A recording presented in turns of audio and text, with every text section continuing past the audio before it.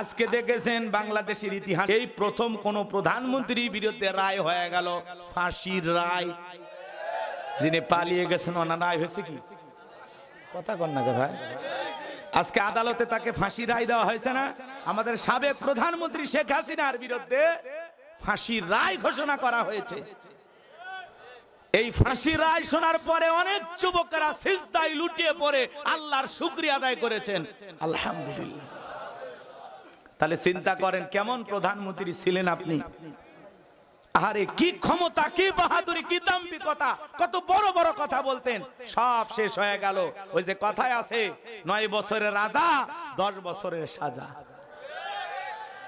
কি নেতৃত্ব দিলেন, কি ক্ষমতার বাহাদুরি করলেন, ক্ষমতার চেয়ে রেখে পালিয়ে গেলেন। আজকে 1 বছরের ব্যবধানে আপনার বিরুদ্ধে ফাঁসির রায় হয়ে গেল, আপনি কিছুই করতে পারতেছেন না।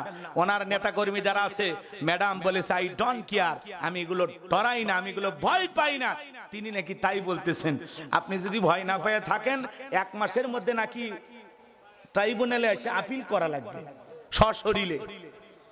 তাহলে আমরা মনে করি 1 মাসের মধ্যে উনি আসবেন। কি বলেন, আপিল করা লাগবে না? কি রাগ করতেছেন আপনারা? আমার ভাইয়েরা, কি নেতৃত্ব দিলেন, জনগণের সাথে কতটুকু মহাব্বত রেখে গেলেন। আজকে আপনার বিরুদ্ধে বাংলাদেশের আদালতে এই প্রথম কোন প্রধানমন্ত্রীকে ফাঁসির রায় ঘোষণা করা হয়েছে।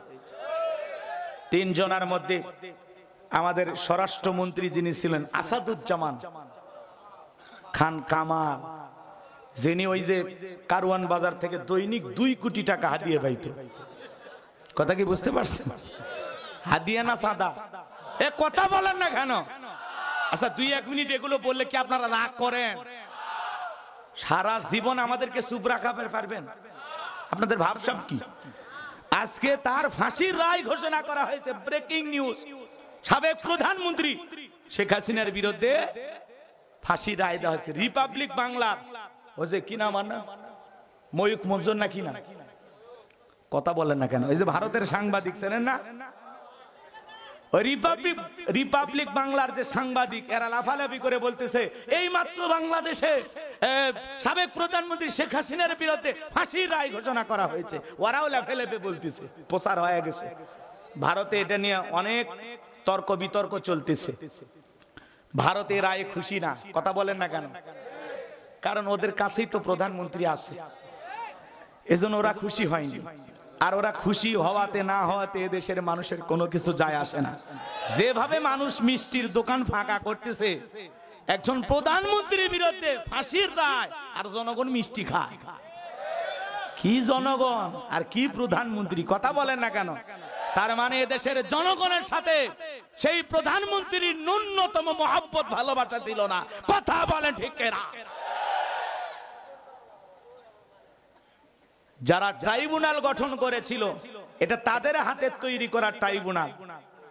যেই প্রধানমন্ত্রী এই ট্রাইব্যুনাল গঠন করেছেন, বাংলাদেশ জামাত ইসলামের নিরীহ আলেমদেরকে, উচ্চ পর্যায়ের সমস্ত নেতাদেরকে ফাঁসির দড়িতে ঝুলানোর জন্য বিচারকের নামে প্রহসন করেছেন, নির্লজ্জ বাস্তবায়ন করেছেন। কোরআনের পাকে আল্লামা সাঈদী হুজুরকে মিথ্যা মামলা দিয়ে 13 বছর জেলখানায় বন্দী করে রেখেছিলেন। মাওলানা মতিউর রহমান নিজামীকে ফাঁসির দড়িতে ঝুলিয়েছেন। গোলাম আজম সহ, কামরুজ্জামান সহ অসংখ্য মানুষকে, বিএনপির সাকা চৌধুরী সহ অসংখ্য নিরপরাধ মানুষকে ফাঁসির দড়িতে ঝুলিয়েছেন বাবা হত্যার নামে নাটক কইরা। কথা বলেন ঠিক কিনা? প্রতিশোধ কখনো ভালো কিছু বয়ে আনে না। যে ট্রাইব্যুনাল আপনি গঠন করেছেন, আন্তর্জাতিক অপরাধ ট্রাইব্যুনাল, সেই ট্রাইব্যুনালে আপনার বিচার হচ্ছে। যে গর্ত খুঁড়েছে নিজের গর্তে নিজেই পড়েছে। ওমা কারু ওমা কারাল্লাহ আল্লাহু খায়রুল মাকিরিন। আল্লাহু আকবার বলে। খেলা পাল্টে গেছে। এটা আমাদের জন্য আফসোস। আগামীতে যারা প্রধানমন্ত্রী হবেন, শিক্ষা গ্রহণ করেন যে ক্ষমতা থাকলে দাম আছে, ক্ষমতা নাই রিকশাওয়ালা আপনাকে দাম দিবে না। সাঈদী হুজুর বলেছেন না যে 71-এর কোন মাটি কাদা সাঈদীর শরীরে লাগেনি। যারা মিথ্যা কলঙ্ক দিয়েছেন, অপবাদ দিয়েছেন, আজকে মিথ্যা মামলা দিয়েছেন ও আরশের মালিক, ও খানায় কাবার মালিক, সাক্ষী থাকো যারা আমার ইজ্জত হানি করেছেন জাতির সামনে তাদেরকে ল্যাংটা করে দিও। কি বাস্তবতা মিলে যায়নি? আল্লামা সাঈদী হুজুরের ভবিষ্যৎবাণী মেলে নাই? যারা লগি বৈঠা দিয়া 2006 সালে 28 অক্টোবর মানুষকে পিটায়া হত্যা করছে, সেই জানা যায় যে আল্লামা সাঈদী হুজুর দোয়া করেনি? কথা বলেন না কেন? ওই জানাজায় দোয়া করেছেন যে আল্লাহ এই স্বৈরাচার জালেম শাসকের এমন পতন দাও, এমন পতন দাও পুরো পৃথিবীতে ইতিহাস হয়ে থাকবে। প্রধানমন্ত্রী থেকে শুরু করিয়া এমপি মন্ত্রী এমনকি ইউনিয়নের পর্যায়ের পর্যন্ত নেতা পর্যন্ত পালিয়ে গেছে। কথা কোন ঠিক কিনা? মসজিদের হুজুর পর্যন্ত পালিয়ে গেছে। কথা বলে আজকে সব পড়ে আছে, ওনারা নাই। আছে আছে বলেন, ক্ষমতার নিয়ে আছে দেশটারে জ্বালাইয়া। কথা বলে না কেন? দেশে আগুন লাগাইয়া জনতারে জ্বালাইয়া, দেশে আগুন লাগাইয়া জনতারে জ্বালাইয়া, পালাইয়া সাইরা গেলে ঢাকা, গণভবনটা এখন ফাঁকা বুবুরে, গণভবনটা এখন ফাঁকা। দেশে আগুন লাগাইয়া জনতারে জ্বালাইয়া, দেশে আগুন লাগাইয়া আলেমদের জ্বালাইয়া, পালাইয়া সাইরা গেলে ঢাকা, গণভবনটা এখন ফাঁকা বুবুরে, গণভবনটা এখন ফাঁকা। ফাঁসি রায় হয়ে গেছে জনগণের কাছে এসে দাও না একবার দেখা। কথা কন, গণভবনটা এখন ফাঁকা। পুরো বাংলাদেশ পড়ে আছে। আপনারা আসেন তো, যেই দিক দিয়ে মন চায় আপনি আসেন। কথা বলেন না কেন? এজন্য বাজান, যারা শাপলা চত্বরে আলেমদেরকে হত্যা করেছে, এদেশের অসংখ্য মানুষকে মিথ্যা মামলা হামলা দিয়ে জেলখানায় বন্দী করেছিল, ঘরে ঘরে চাকরি না দিয়া ঘরে ঘরে মামলা আর মানুষের লাশ পৌঁছে দিয়েছে। আল্লাহর বিচার, আয়না ঘর, জীবন, এগুলো নাম আমরা শুনি নাই, ক্ষমতা হারানোর পরে শোনা গেছে। কষ্ট হচ্ছে আপনাদের? তাহলে আমি একটু ঘটনা বলবো, রাগ করবেন? জিরো থেকে হিরো বানাই কে? নিঃস্ব অসহায় থেকে প্রধানমন্ত্রী বানাই কে? চাওয়ালা থেকে প্রধানমন্ত্রী বানাই কে? এদেশের সাবেক প্রধানমন্ত্রী শেখ হাসিনাকে ফাঁসির রায় দেওয়া হয়েছে। নরেন্দ্র মোদীর মাথা খারাপ, নরেন্দ্র মোদী খুশি হয় না। কথা বলে ঠিক কিনা? পুরো বিশ্ব তাকিয়ে দেখলো, যারা বিচারক তাদেরকে বিভিন্ন ভারতের নাম্বার থেকে যারা বিচারকের দায়িত্ব পালন করেছেন তাদেরকে হুমকি দেওয়া হয়েছিল যে এখনো সময় আছে, আপনার রায় থেকে সরে আসেন, আপনাদের পরিবারকে গুম করা হবে, আপনাদের উপরে বোমা নিক্ষেপ করা হবে।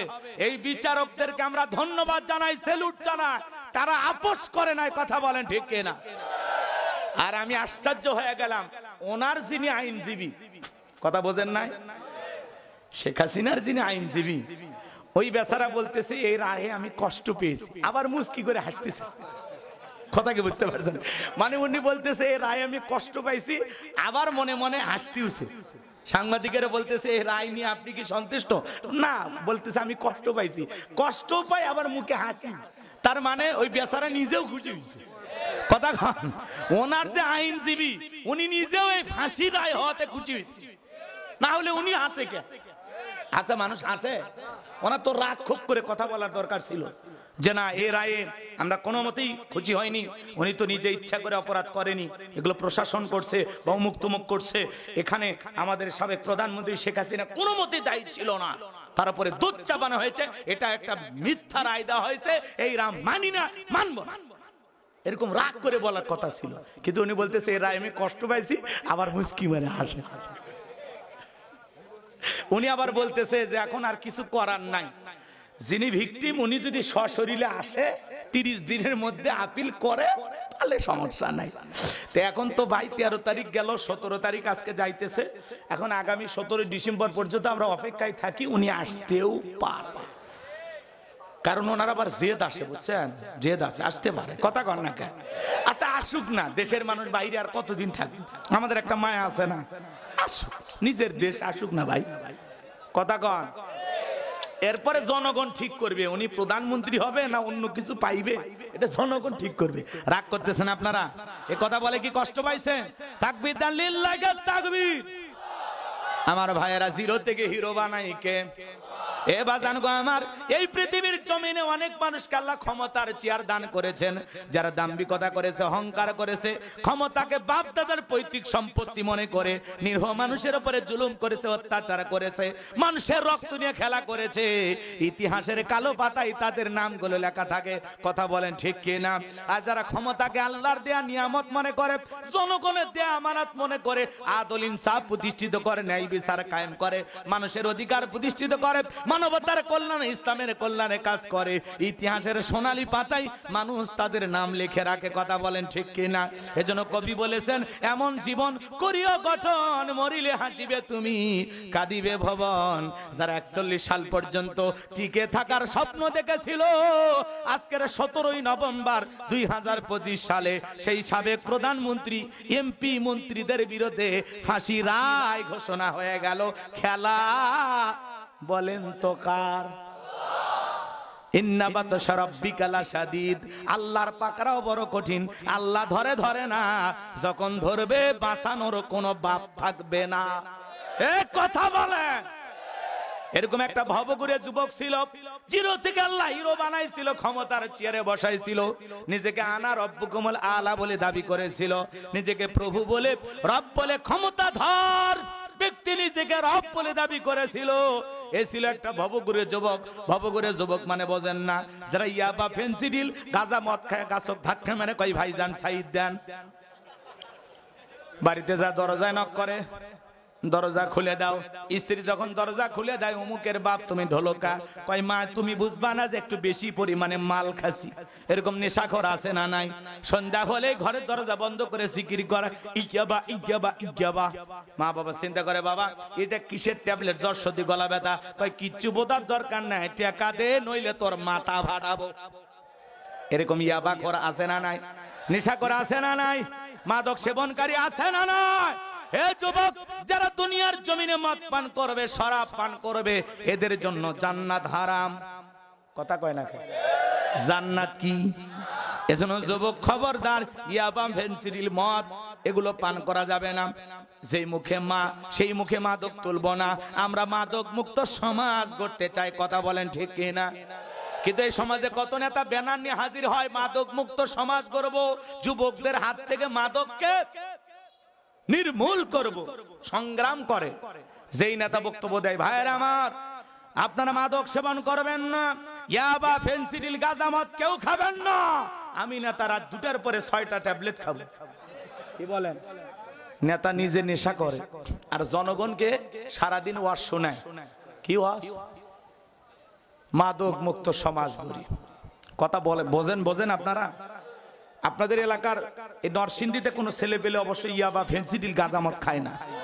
এই ছেলেরা ভালো না? না না রে ভালো।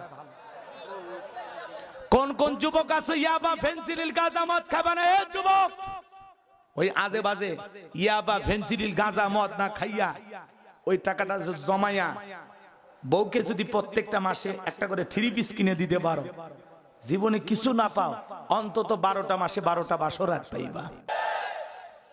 এজন্য যুবক, যারা ইয়াবা, ফেন্সিডিল, গাঁজা, মদ খায়, সমাজের মানুষ তাদেরকে টোকাই বলে, নিশাখোর বলে। আর যারা নিশাদ্রব্য পান করে, এরা কখনো ভালো স্বামী হতে পারে না, ভালো সন্তান হতে পারে না, এরা ভালো বাবা হতে পারে না। যারা নিশাদ্রব্য পান করে, এরা হলো সমাজের কীট পতঙ্গ। ইয়াবা, ফেন্সিডিল, গাঁজা, মদ খান, এগুলো খায় লাখ টাকা। আরে বিড়ি খাইলে আর দুর্গন্ধে থাকা যায় না। যারা বিড়ি খায় দেখবেন চাদর উড়ে থাকলে ওই আগুন দিয়ে পুরে পুরে চাদর হয়ে গেছে খইসালা। আর চাদর যদি খইসালা হয়, আর ভিতর হটে আটা সালা। কথা কয়। আমার এক শালি আছে, কয় দুলে ভাই দেখে শুনে সিগারেট খোরের সাথে বিয়ে দিয়েছেন। আমি কইছি আমি কি বিয়ে দিছি? আমি দিলে তো হুজুর দেখে দিলাম। তখন কচ্ছে না দুলে ভাই বাপ মা দিছে, আপনার দোষ নেই। কয় 2 প্যাকেট করে লাগে দুলে ভাই। কাছে যখন আসে আমি ওড়নাটা মুখের উপর দিয়ে থুই, বাকি জায়গায় যা হয় হয়ে যায়। তাহলে যারা এই যে বিড়ি সিগারেট খায়, এই দুর্গন্ধে আপনার বউ আপনার ভালোই বাসে না। কথা কর না? মুখের মধ্যে বিড়ি সিগারেট খায়া কি সুন্দর ফর্সা মানুষ, ঠোঁটটা পাতিলের তলার মতো কালো বানাইছে, দেখে রুচি হারিয়ে যায়। কথা কন নাকি আপনারা? এই জন্য যারা বিড়ি সিগারেট খান, এই বদ অভ্যাস যাদের আছে, কিছু না হোক অন্তত বইয়ের কাছে ঘুমানোর আগে ব্রাশটা কইরেন। তাছাড়া ওই ঠোঁটটা কেমনে বক চুমা খাবেন, ভালো হয়ে যান। কথা কন নাকি? কথা কন নাকি? কি আজে বাজে জিনিস খায়, আল্লাহ। আরে ধূমপান যে প্যাকেট, এই যে বিড়ি সিগারেটের নেভি স্টার, এই যে প্যাকেটের গায়ে লেখা আছে, গুল্লিপের প্যাকেটের গায়ে লেখা আছে না, ধূমপান মৃত্যু ঘটায়, ধূমপান স্ট্রোকের কারণ, ধূমপান স্বাস্থ্যের জন্য ক্ষতিকর। এমন একটা খাদ্য যার প্যাকেটে বদনাম আছে, তাও খায়। কথা কয় না? আমার ভাষা কি বোঝেন? ওয়াজ বুঝতে কষ্ট হচ্ছে না তো? এগুলো খাওয়া যাবে না। এইচডি সিগারেট নামছে, এইচডি সিগারেটের নাম। এক একটা এখন গুল্লিপ কত করে গো? 20 টাকা। হ্যাঁ, বেনসন, বেনসনের দাম বেশি না? বেনসন 20 টাকা। কি কথা, একটা সিগারেট 20 টাকা। চা খাইলেও 4টা লাল চা খাওয়া যায়। কথা কন নাকি আপনারা? 20 টাকা চাচা কম। যদি কেউ দিনে 10টা খায় তাহলে কত গেল?